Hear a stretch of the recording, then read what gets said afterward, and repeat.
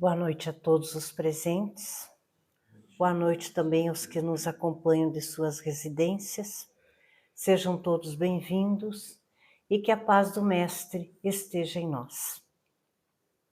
Iniciando as tarefas da noite, começamos a falar sobre nós. Fechamos nossos olhos, elevamos o nosso pensamento a Deus, agradecendo tudo o que temos recebido. Obrigado pela nossa saúde, pelo nosso dia a dia, nosso trabalho, família, amigos e principalmente, obrigado por termos o conhecimento dessa doutrina, que é a nossa bússola, que é o nosso norte, que nos leva a caminhar por uma trilha a caminho da felicidade, a caminho da nossa evolução moral. E assim dizemos: Pai nosso que está no céu, santificado seja teu nome, venha a nós o teu reino, seja feita a tua vontade, assim na terra como no céu. O pão nosso de cada dia nos dê hoje, perdoe as nossas ofensas, assim como nós perdoamos a quem nos tem ofendido, e não nos deixe cair em tentação, mas nos livre de todo o mal. Que assim seja. Na noite de hoje, nós temos a responsabilidade da explanação doutrinária a cargo da nossa colega de ideal espírita, trabalhadora da nossa casa, a Marilúcia. Pedimos aos espíritos de luz que a iluminem, a ela e também a nós todos, para que tudo aquilo que ela preparou com tanto amor, com tanta dedicação, nós possamos assimilar e aprender hoje um pouco mais. Esteja bem-vinda.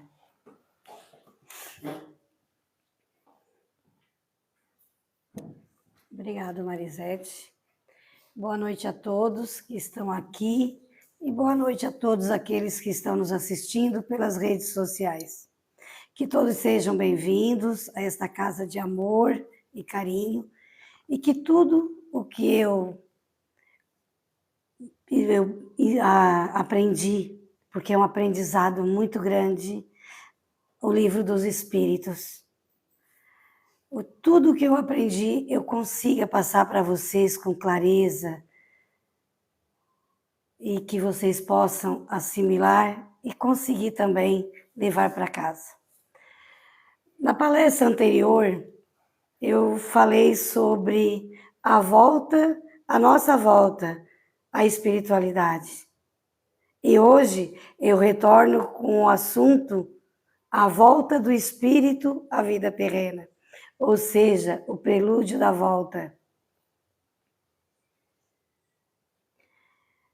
Então,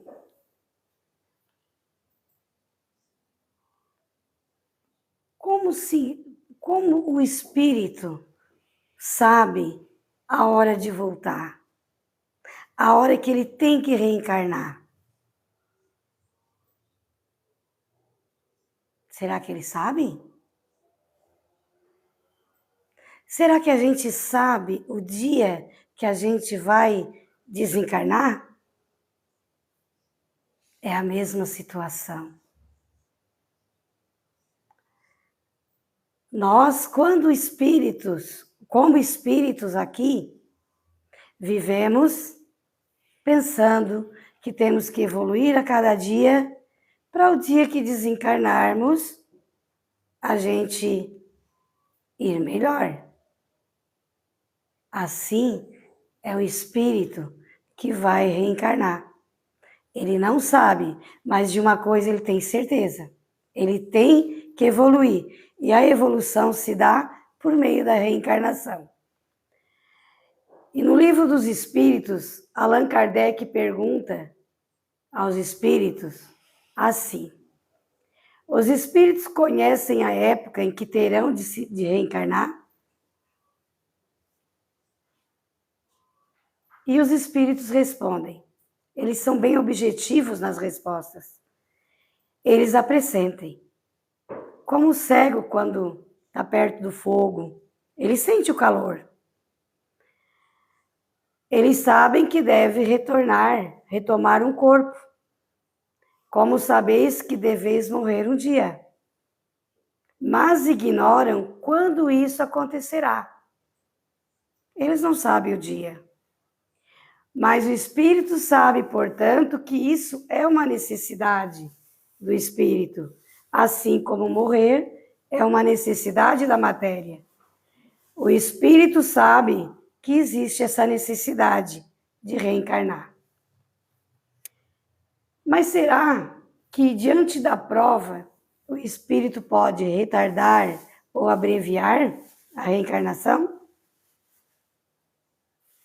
Vejamos o que eles explicam a Allan Kardec. Na pergunta 332, o Espírito pode abreviar ou retardar o momento da reencarnação? Pode abreviá-lo. A gente sabe que sim. Solicitando-o por suas preces. E pode também retardá-lo, se recuar ante a prova. Porque a gente sabe que aqui nós não lembramos, temos o véu do esquecimento, mas lá a gente sabe o que vai passar. E às vezes, diante da prova, a gente recua, né? Porque entre os espíritos há também covardes e medrosos, mas não o fazem impunemente, pois sofrem com isso como aquele doente que se recusa a tomar o remédio que vai curá-lo. E Allan Kardec continua a perguntar: todos os espíritos se preocupam com a sua reencarnação? Foi o que eu questionei no início.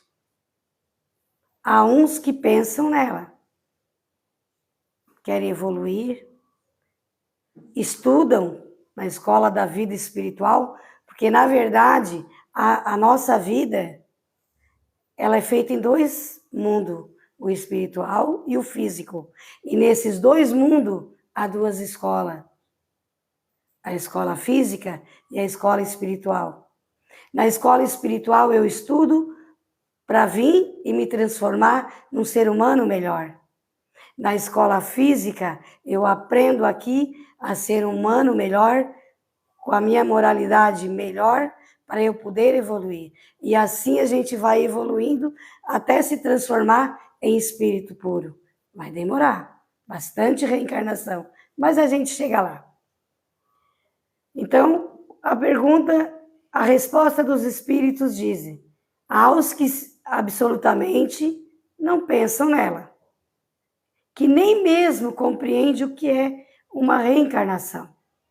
Ficam anos e anos sem entender o que estão fazendo na espiritualidade. Isso depende de sua natureza mais ou menos avançada. Para alguns, a incerteza quanto ao futuro é uma punição. Eu não sei que dia eu vou reencarnar, que momento eu vou reencarnar, em que lugar vou reencarnar. Então, é uma punição, já é uma punição.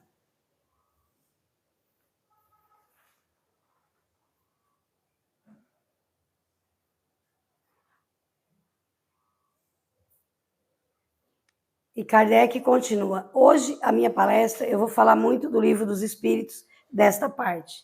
A união da alma com este ou aquele corpo está predestinada ou no último momento é que se faz a escolha? E eles respondem: o espírito é sempre designado com antecedência, escolhendo a prova que deseja sofrer. O espírito pede para reencarnar. Deus, que tudo sabe, tudo vê, sabe e vê com antecedência que tal alma se unirá a tal corpo.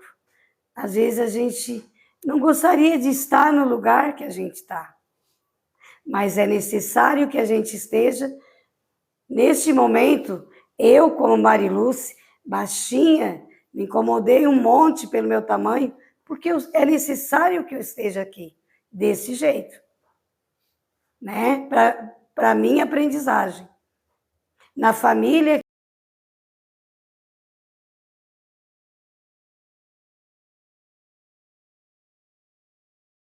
que eu tenho hoje. Então, cada um de nós está no lugar que a gente escolheu e que é necessário, pela divina providência, para o nosso melhoramento. O espírito tem direito a escolher um corpo ou somente o gênero de vida que ele deve servir de prova? Ele pode escolher o corpo, porque as imperfeições são as provas que nos ajudarão. E eu estava olhando, quando eu estudei para essa palestra, que eu digo para esse aprendizado, uma parte em que tinha um cabide só de corpo. E eu me vi naquele cabide, porque tinha um bem pequenininho. Ali tinha corpo, uns sem sem a perna, outros sem os braços, e assim vários tipos de corpo. E a pessoa, o espírito, estava escolhendo qual ele ia escolher para viver aqui na Terra. E eu achei muito interessante essa parte de a gente poder escolher o nosso corpo. Sinal que realmente eu estou aqui porque eu escolhi ser assim, né? E daí os espíritos respondem assim: se a gente vencer os obstáculos encontrados, se nós conseguir vencer o corpo que a gente colocou, pediu para vir, a gente vai se evoluir. Agora, se a gente chegar aqui, eu sou baixinha e eu queria ser grande, não, eu não queria ser grande, eu escolhi ser pequena. Eu escolhi ter a família que eu tenho, eu escolhi estar aqui. Então, cada um de nós escolhemos estar aqui, escutando a minha palestra. E a gente vai imaginar agora, qual corpo eu escolhi? Este corpo. E é este corpo que a gente escolheu, que a gente tem que ter cuidado com ele. Porque ele hoje, ele é o templo do nosso espírito. Ele é que protege o nosso espírito. Então, nós não podemos judiar do nosso corpo. Temos que tratá-lo com carinho, com atenção, com delicadeza. Por quê? O nosso corpo, como eu falei, é a capa, né? E essa capa, ela se esvai. Ela é matéria. O espírito vai permanecer. O espírito pode se unir a um corpo por imposição. Que vai ter momentos da vida em que a gente quer vir de uma forma e vou dizer, não, não pode. Tu vai ter que ser assim.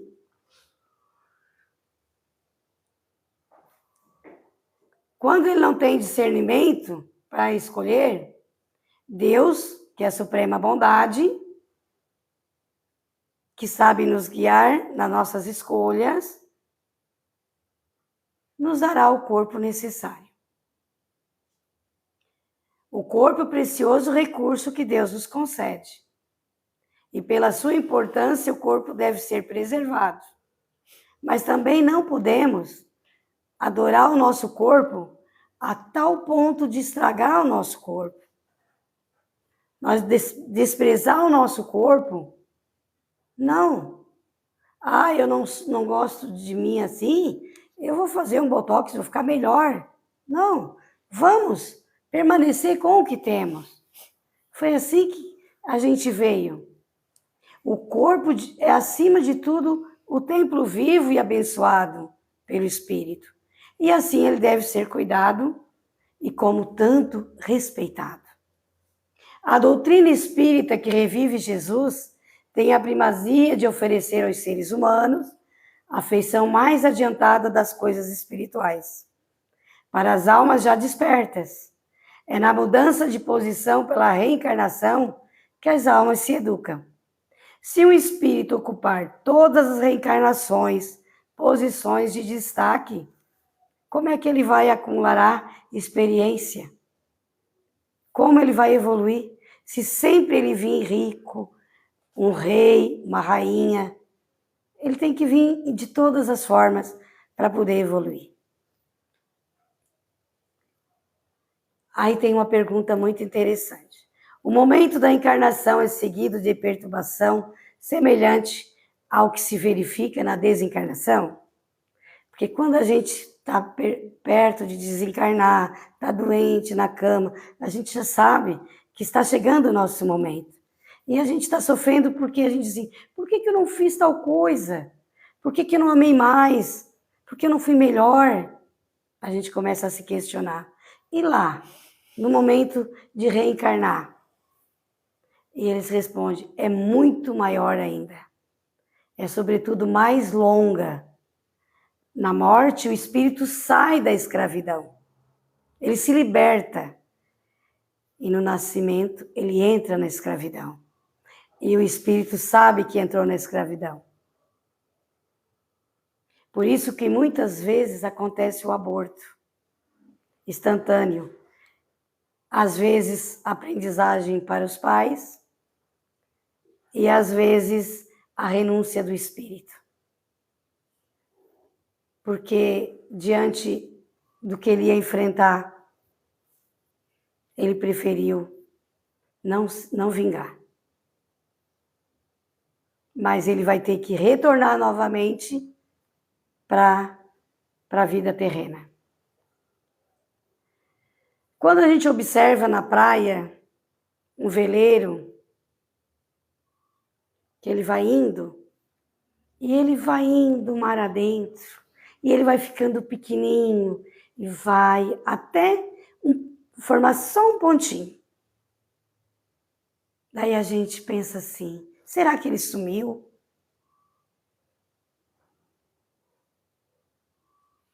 O que aconteceu? Evaporou? Não. Ele continua do mesmo tamanho, do mesmo jeitinho, só que, porém, ele foi mais longe da nossa vista, né? Assim é a nossa vida. O veleiro, ele não evapora. Ele continua o mesmo. E quando alguém diz, o veleiro já se foi, outra voz diz assim, o veleiro chegou. Quando morre alguém, a gente com o coração sentido diz partiu. E alguém lá do outro lado diz chegou para nós. A vida é feita de partidas e de chegadas, de idas e vindas.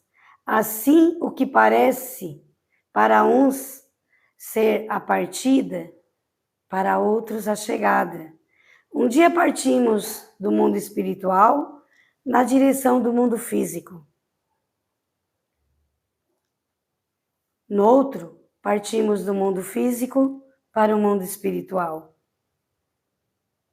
Num constante ir e vir, como viajores da imortalidade que todos somos. É isso que nós somos. Viajores da imortalidade, caminhando rumo à evolução. E como viajores, poderemos dizer quando descermos à sepultura, nosso trabalho acabou, mas a vida não acabou. O dia de trabalho se iniciará de novo na manhã seguinte e a vida continua. O túmulo não é um beco sem saída, o túmulo é uma passagem. Que lindo isso! É isso que a gente deve pensar quando os entes queridos da gente, os amigos desencarnam. O túmulo não é um beco sem saída. Ele é apenas uma passagem. Fecha-se ao crepúsculo e a aurora vem abri-lo novamente. E essa aurora é a divina providência que abre na espiritualidade. É essa fé que a gente tem que ter.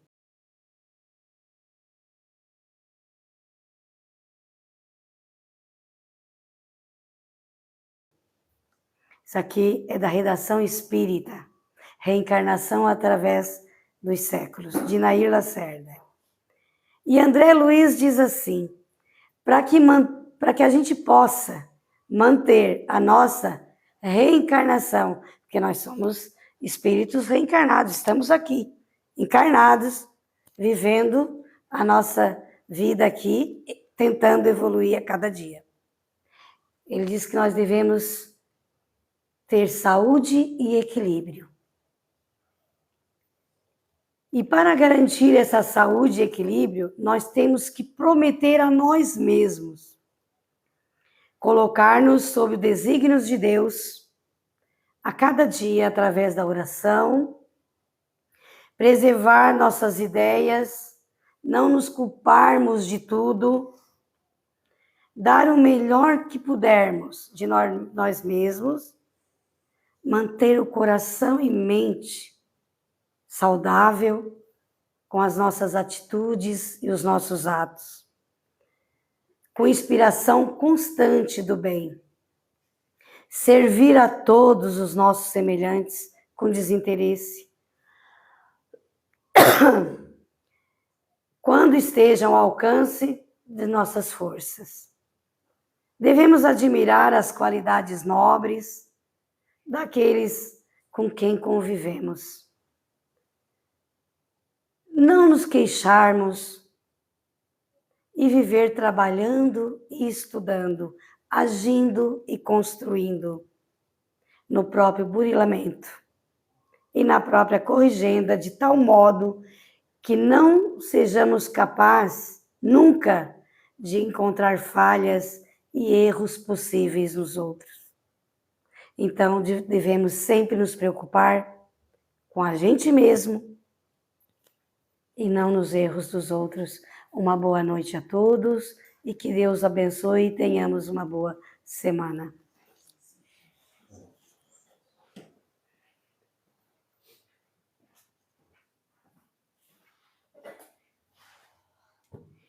Muito obrigada, Marilúcia. Bom refletir sobre esse tema.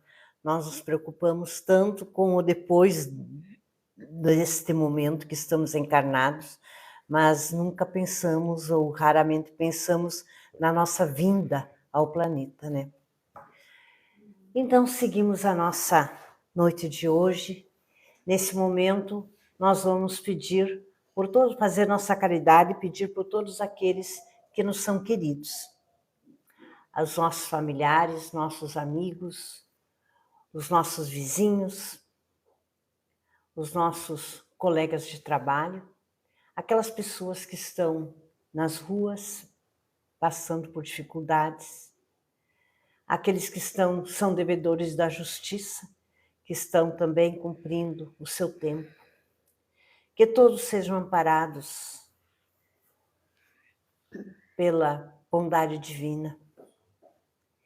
E agora convido a todos vocês para nós fazermos o nosso passe coletivo. Os que estão em suas residências podem disponibilizar um copo de água para que essa água seja fluidificada. Aqui na casa, no centro, nós temos as águas que depois iremos beber também fluidificadas.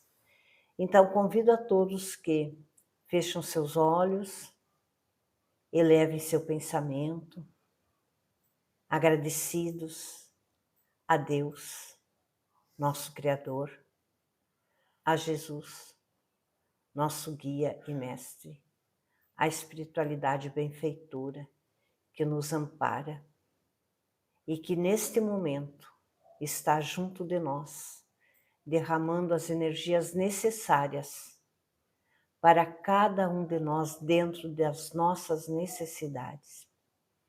E assim, agradecidos por tudo que recebemos neste momento, pela cura que o nosso corpo e o nosso espírito está necessitando desta energia, nós dizemos: Pai nosso que está no céu, santificado seja o teu nome. Venha a nós o teu reino, seja feita a tua vontade, assim na terra como no céu. O pão nosso de cada dia nos dê hoje. Perdoe as nossas ofensas, assim como nós perdoamos a quem nos tem ofendido. E não nos deixe cair em tentação, mas nos livre de todo o mal. Que assim seja.